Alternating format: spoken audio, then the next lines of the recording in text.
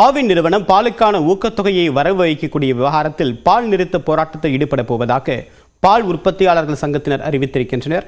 தொடர்பான விவரங்களை நிகழ்ச்சி செய்த வெற்றி இந்த போராட்ட அறிவிப்புக்கான காரணம் என்ன? தேவப்பிரியன், மதுரை ஆவினுக்கு மாவட்டம் முழுவதும் இருந்து தினமும் 1.5 லட்சம் லிட்டர் பாலை கிராம சங்கங்கள் மூலமாக விவசாயிகள் கொடுத்துட்டு இருக்காங்க.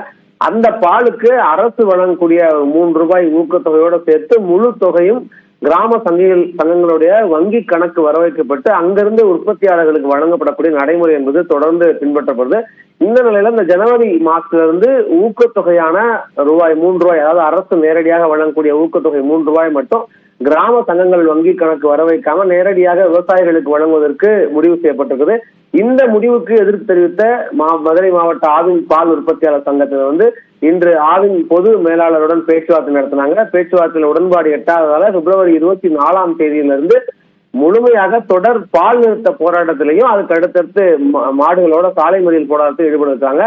மதுரை ஆவணில தினமும் தேவைப்படக்கூடிய 2.20 லட்சம் லிட்டர் பால்ல கிட்டத்தட்ட பெரும்பான்மையாக 1 லட்சம் பால்